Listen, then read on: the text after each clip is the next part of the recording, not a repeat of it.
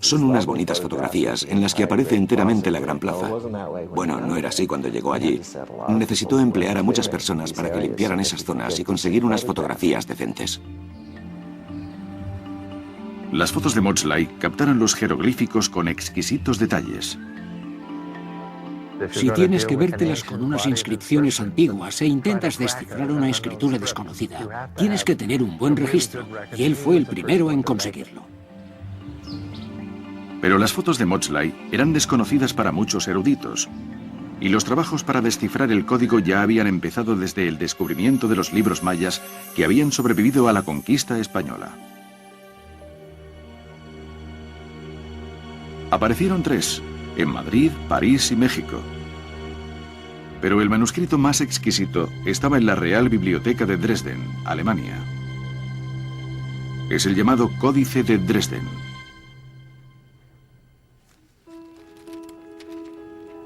Había estado olvidado hasta 1810, cuando fue publicado en París un enorme volumen sobre el continente americano en el que se incluían 5 de sus páginas. Los extraños jeroglíficos impulsaron a un excéntrico erudito, Constantin Rafinesque, a intentar descifrar el código maya.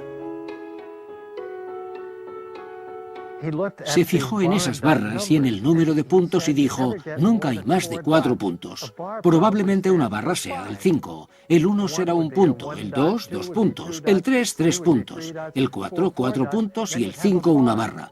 Añadiéndole un punto será el 6, 2 puntos y una barra el 7. Y esa fue la primera vez que alguien descifraba un jeroglífico maya. Ese fue el origen de la decodificación. La búsqueda seguiría en Dresden, Alemania, cuando un bibliotecario, Ernst Forstemann, dio con el Códice de Dresden. El libro, de valor incalculable, había estado olvidado en la biblioteca durante décadas.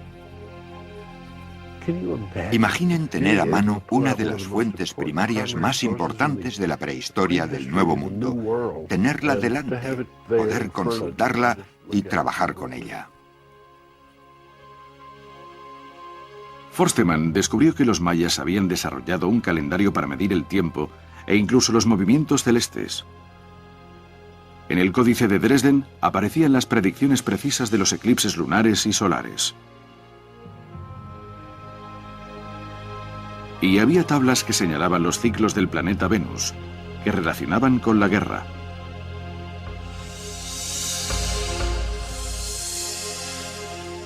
Pero el mayor logro de Forstemann fue averiguar que las largas cifras del Códice de Dresden contaban hacia atrás en el tiempo, a una fecha específica, a una fecha en la que los mayas creían que se había creado el universo. 4 Ahau, 8 Kunku. Correlacionándolo con el calendario occidental, en la fecha del 13 de agosto del año 3114 a.C., los arqueólogos podían datar los monumentos esculpidos en piedra, llamados estelas.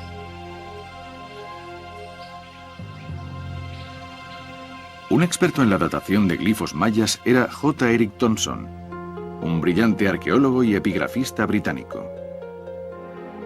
Thompson lideró los estudios de los glifos mayas desde 1930 hasta 1960.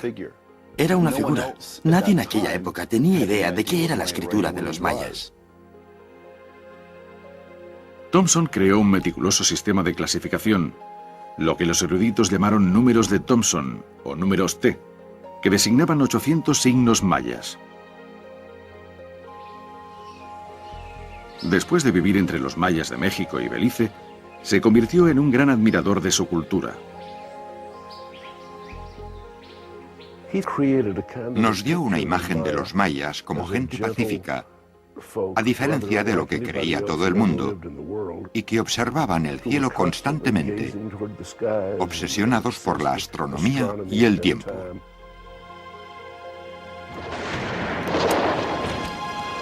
La idea de Thompson sobre los mayas estaba influida por sus experiencias en la Primera Guerra Mundial. Cualquiera que hubiera estado en las trincheras de la Primera Guerra Mundial Solo deseaba oír hablar de paz, y él estaba convencido de que se trataba de un pueblo pacífico. Thomson llegó a la conclusión de que la obsesión de la civilización maya era el tiempo y que sus estelas eran creadas para conmemorar su paso por el mundo. Las figuras de su arte eran sacerdotes y dioses, y sus glifos eran símbolos que recordaban los misterios celestes.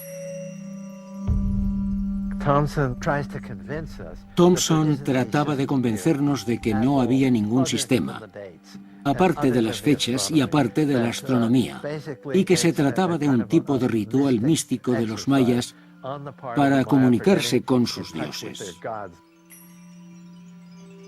La mayoría de expertos aceptaron la teoría de Thomson y asumieron que, más allá de las fechas, los glifos eran inescrutables. La gente se echaba las manos a la cabeza y decía: nadie podrá descifrar esto jamás. Es un galimatías, es del todo imposible. La mujer que recusaría la idea de Thomson entró en el campo de los estudios mayas por casualidad. Tatiana Proskuriakov había estudiado arquitectura, pero cuando se graduó en 1930, el país estaba atenazado por la Gran Depresión. No tenía ningún trabajo a la vista. Durante una visita al Museo de la Universidad de Pensilvania, vio un anuncio solicitando un artista para hacer dibujos, reconstrucciones, etc., de las ruinas de Piedras Negras, un importante y clásico sitio maya. Y Tania empezó a hacer allí trabajos de campo y a hacer las reconstrucciones del aspecto que habrían tenido en el pasado. Era una experimentada topógrafa y dibujante. Sus dibujos de reconstrucción eran tan precisos arquitectónicamente que devolvieron la vida a la antigua ciudad maya. Es casi como si tuviera visión de rayos X en su cerebro, porque veía un templo en ruinas y adivinaba cuántas terrazas soportaban la superestructura de la cima. Y resultó ser excepcionalmente profética. Durante casi 20 años, Proskuriakov fue la única arqueóloga en un ámbito dominado por hombres. Dejó el trabajo de campo en 1958 para trabajar en el Museo de Peabody de Harvard. Pasaba la mayor parte del tiempo en el sótano, donde se almacenaban los archivos mayas. Uno de sus proyectos era unir todos los fragmentos de las piezas de jade que se habían encontrado.